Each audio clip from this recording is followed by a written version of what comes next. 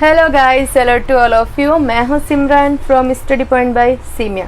जैसा कि आपको पता है, पिछली वीडियो में हमने जो कि राजस्थान एकीकरण के 5 चरण देख लिए। अब इस वीडियो में हम षष्ठम चरण और सप्तम चरण और स्वतंत्रता के बाद राज्य श्रेणियां देख लेते हैं। फिर ये हमारा टॉपिक क्लियर हो जाएगा, राजस्थान का एकीकरण। तो बात आती है षष्ठम चरण की। षष्ठम चरण, तो षष्ठम चरण इसमें क्या हुआ था? सिरोही विलय हुई थी। क्या? सिरोही विलय। अब बात आती है डेट 26 जनवरी 1950। ये क्या थी? डेट थी। और सिरोही किसमें? वृहद राजस्थान में। सिरोही किसमें विलय हुई? वृहद राजस्थान में विलय हुई थी तथा 20 श्रेणी का राज्य बना। और क्या बन गया? एक बी श्रेणी का राज्य बन गया।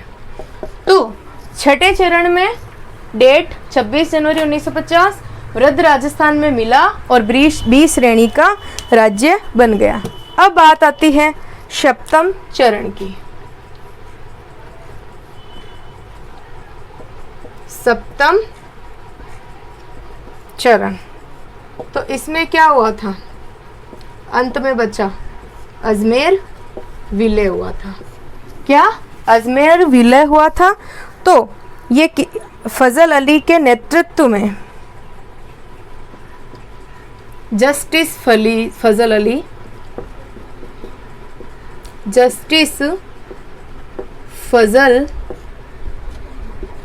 अली के नेतृत्व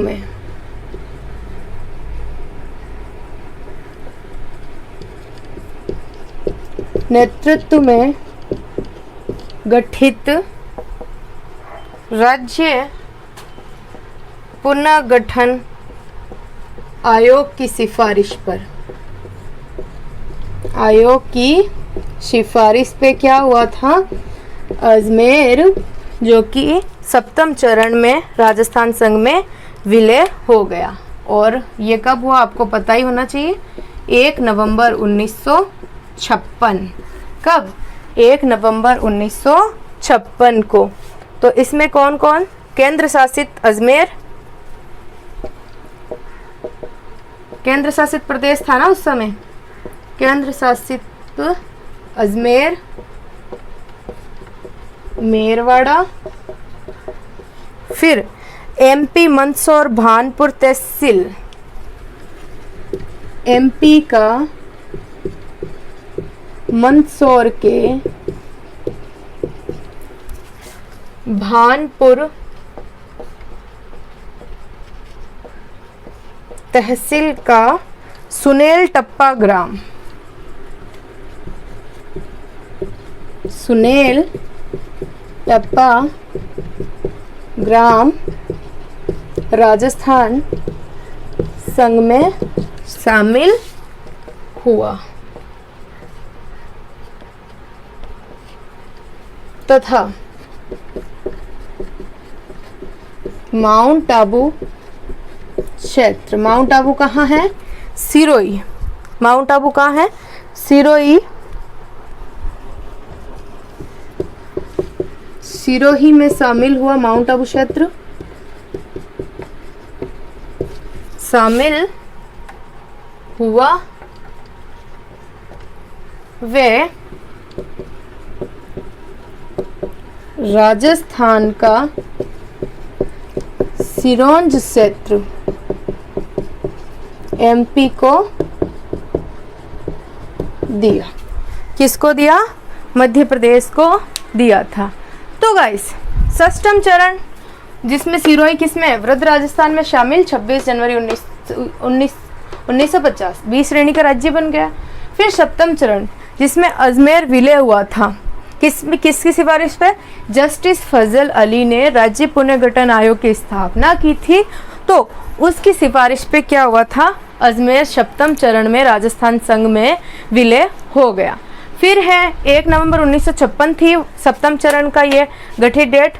फिर केंद्र शासित अजमेर मेरवाड़ा क्षेत्र एमपी के मंदसौर जिले की भानपुर तहसील का सुनेल टप्पा जो क्षेत्र है वो सारा किसमें, अजमेर मेरवाड़ा सुनेल टप्पा क्षेत्र ये किसमें शामिल हो गया, राजस्थान संघ में शामिल हो गया, माउंट आबू सिरोही में शामिल हो गया। और उसके बदले सुनेल टप्पा के बदले राजस्थान का जो सिरोंज क्षेत्र है वो एमपी को दे दिया गया। अब बात आती है स्वतंत्रता प्राप्ति के बाद राजस्थान के जो राज्य हैं उनकी श्रेणियां। हाँ, तो जैसे कि पहले देख लिए थे राजस्थान एकीकरण के 7 चरण। अब ये नेक्स्ट टॉपिक बचा है एकीकरण में से कि स्वतंत्रता प्राप्ति के बाद भारत के 3 श्रेणी के राज्य बचे थे। सबसे पहला ए श्रेणी है जिसमें वे राज्य आए जो पूर्व यानी कि स्वतंत्रता से पहले क्या थे, ब्रिटिश नियंत्रण में थे। जो पूर्व यानी कि स्वतंत्रता पूर्व प्रत्यक्ष रूप से यानी कि जिनके बीच में कोई कर्मचारी नहीं, कोई नहीं, ना कोई मंत्रीगण ना कोई सामंतगण, सीधा प्रत्यक्ष रूप से प्रत्यक्षतः ब्रिटिश नियंत्रण में थे, यानी कि सीधे तरीके से ब्रिटिश नियंत्रण में थे, बीच में कार्य करने वाला कोई नहीं था। इसको तो कहते हैं जैसे कि अपन जैसे कि ये दूसरे देश जैसे कि स्विट्जरलैंड वगैरह, वहाँ पे क्या है, प्रत्यक्ष जो है लोकतंत्र, यानी कि जनता सीधे जाके प्राइम मिनिस्टर से मिलती है। लेकिन अपन के यहाँ है क्या, सीधे प्राइम मिनिस्टर से जाके मिल लो जनता, नहीं।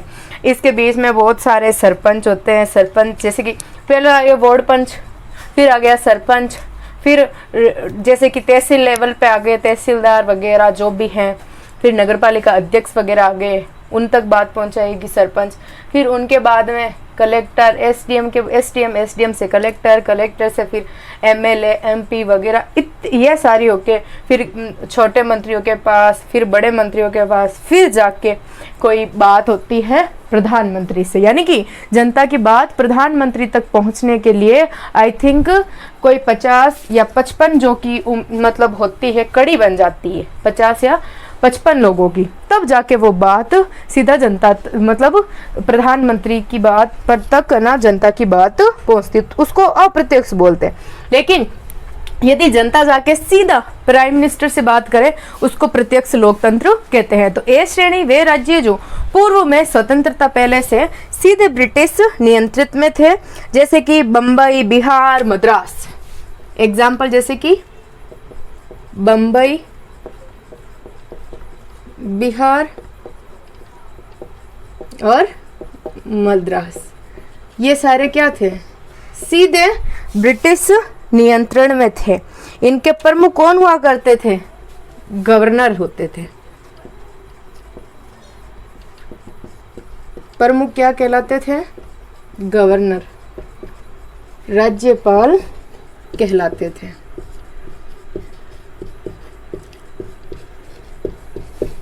तो ए श्रेणी सीधे ब्रिटिश नियंत्रण में बम्बई, बिहार, मद्रास, और इनके जो प्रमुख हुआ करते थे वो गवर्नर या राज्यपाल कहलाते थे। अभी भी जैसे कि अपने राज्य का जो प्रमुख होता है वो क्या कहलाता है, गवर्नर या राज्यपाल ही कहलाता है। ये आप सभी लोग अच्छे तरीके से जानते हैं। तो ए श्रेणी कंप्लीट हो गई।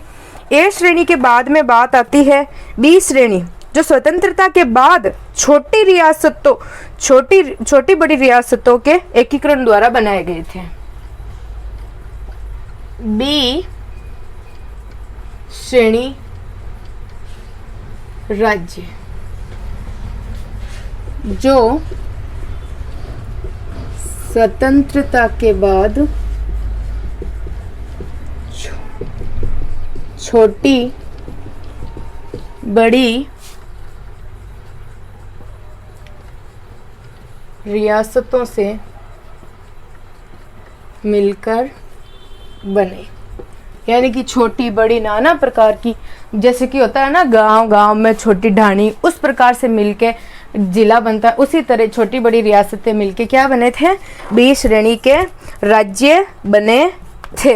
मतलब एकीकरण उनका मिलने से ही बना, जैसे कि राजस्थान, मध्य प्रदेश, ये सारे हुआ करते थे। तो उनमें जैसे राजस्थान और मध्य प्रदेश आदि, ये क्या हो गए बी श्रेणी के। फिर सी, तो सी श्रेणी राज्य,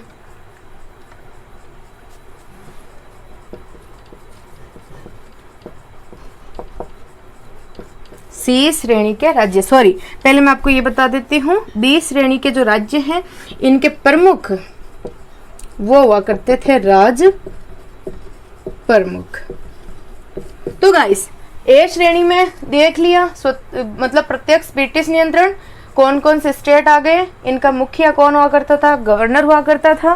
फिर बी श्रेणी में कौन कौन छोटी और बड़ी रियासतें मिलकर बनती थी, जैसे कि राजस्थान, एमपी प्रमुख हुआ करता था, जो राज प्रमुख होता, मतलब राज प्रमुख हुआ करता था। अब बात आती है सी श्रेणी की।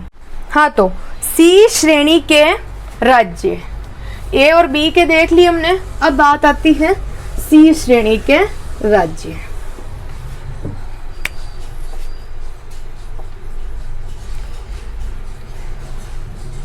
सी श्रेणी के राज्य, तो ये खुद क्या हुआ करते थे, छोटे छोटे राज्य हुआ करते थे ये खुद, ना कोई रियासतों से मिलके बने, ना ब्रिटिश नियंत्रण में, जैसे कि अजमेर और दिल्ली। और ब्रिटिश काल में इनको क्या कहा जाता था,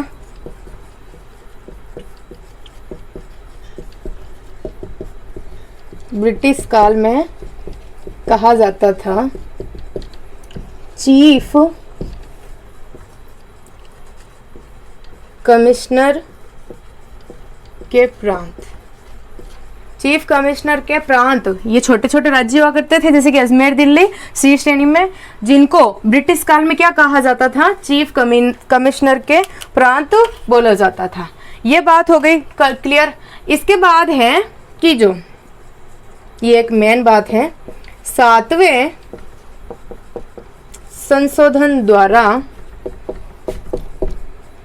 ए, बी तथा सी श्रेणी राज्यों का भेदभाव समाप्त कर राज्य तथा केंद्र शासित प्रदेशों के रूप में सर्जन हुआ। यानी कि जो पहले एफबीसी की ये चल रहे थे ना राज्य, इनको फिर किसमें, सबको समानता का दर्जा और सब राज्य कहलाए, और उनके अलावा केंद्र शासित प्रदेश बना दिए गए। तो ये जैसे कि आपको पता है, जब धारा 360 थी उससे पहले क्या राज्य थे, वो 5 अगस्त की बात थी। उसके बाद में क्या हुआ, जैसे कि आपको पता होगा कि 28 राज्य कर दिए गए हैं, और केंद्र शासित प्रदेश पहले जो 7 थे अब 9 हो गए। जैसे कि जम्मू का, जैसे कि चलो दिल दे दो आप, ये एक ट्रिक है केंद्र शासित प्रदेश। जैसे कि चलो, च से हो गया चंडीगढ़, ल से लक्षद्वीप, दिल दिल्ली, दे दो दादरा नगर हवेली, और दमन दीव को अब वो भी साथ में कर दिया गया। यानी कि 9 बनाए गए थे 5 अगस्त के बाद में, धारा 360 हटाने के बाद। लेकिन 9 से फिर वो जो दादरा नगर हवेली और जो दमन दीव है उसको एक कंबाइंड केंद्र शासित यानी कि यूटी प्रदेश कर दिया गया। तो 8 तो केंद्र शासित प्रदेश हैं और 28 राज्य हैं। पहले 29 राज्य हुआ करते थे, और सबसे छोटा गोवा, और सबसे बड़ा जैसे कि आपको पता है क्षेत्रफल की दृष्टि से राजस्थान। तो वो मैं आपको अभी बाद में बताऊंगी। पहले जैसे कि सी श्रेणी राज्यों में छोटे छोटे राज्य अजमेर, दिल्ली, और ब्रिटिश काल में इनको चीफ कमिश्नर के प्रांत, और 7वें संशोधन द्वारा एबीसी का जो है वो भेदभाव हटाकर राज्य व केंद्र शासित प्रदेश के रूप में इनको जो कि इनका सर्जन किया गया।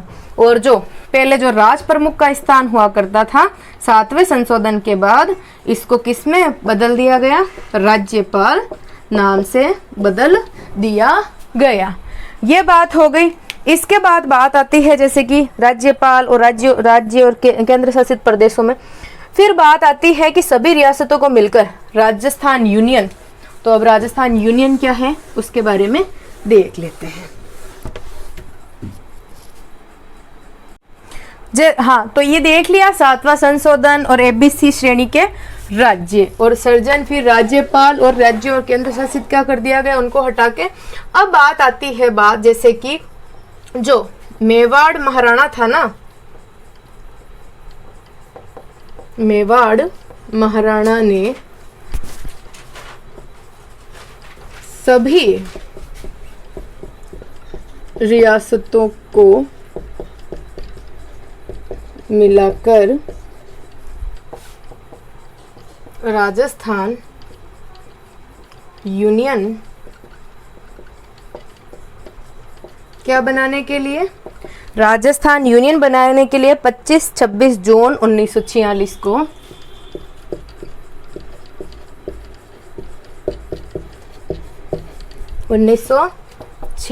को उदयपुर में राजपूताना, गुजरात व मालवा के शासकों का सम्मेलन आयोजित किया। किस हेतु कि सारी रियासतें मिलके क्या बन जाए, एक राजस्थान यूनियन। इसलिए उन्होंने उदयपुर में 25-26 जून 2 दिन 1946 को उदयपुर में राजपूताना, गुजरात व मालवा के शासकों को एकत्रित करके वहां पे जो कि मतलब सम्मेलन का आयोजन किया। लेकिन ये सम्मेलन का आयोजन तो हो गया, लेकिन ये सम्मेलन है जो कि असफल रहा,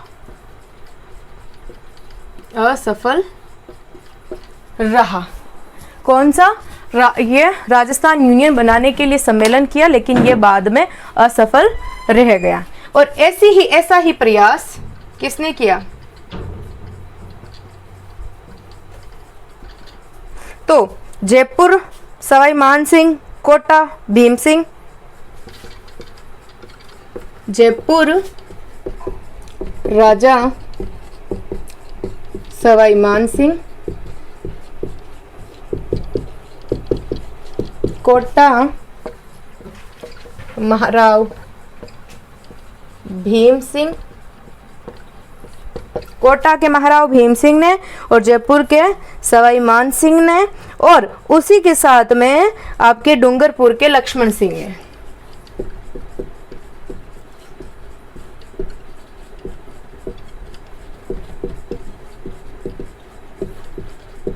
ने भी किया कि राजस्थान, सभी रियासतें मिलकर राजस्थान की एक यूनियन बन जाए। लेकिन यह फिर क्या रहा?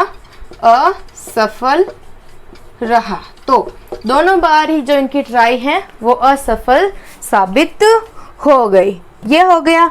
फिर बात जैसे कि पहले आपको मैं एक बार बता देती हूँ कि सारी रियासतों को मिलकर एक राजस्थान यूनियन बनाने के लिए उदयपुर के जो महाराणा थे उन्होंने 25-26 जून 1946 को उदयपुर में राजपूताना, गुजरात व मालवा के शासकों का सम्मेलन किया ताकि सहसम्मति से क्या बन सके? राजस्थान यूनियन। लेकिन असफल रहा।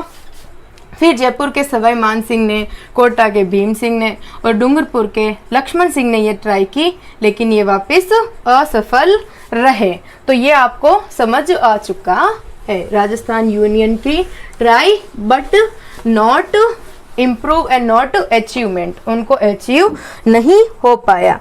फिर है कि भारतीय संविधान परिषद में मेवाड़ के प्रतिनिधि, भारतीय संविधान परिषद में भारतीय 2 प्रतिनिधि। अब बात आती है कि वो कौन कौन से 2 प्रतिनिधि थे भारत के, इंडिया के। तो sir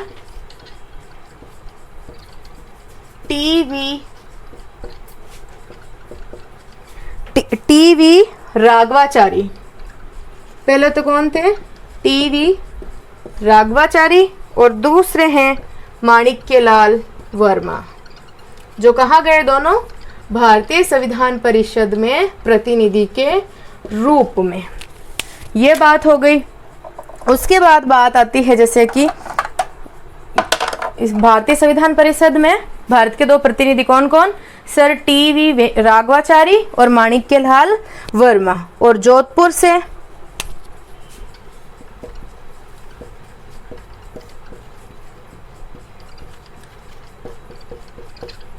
number 1 TS Venkatachari, TS Venkatachari और दूसरे श्री जय नारायण व्यास। इन दोनों को भेजा गया।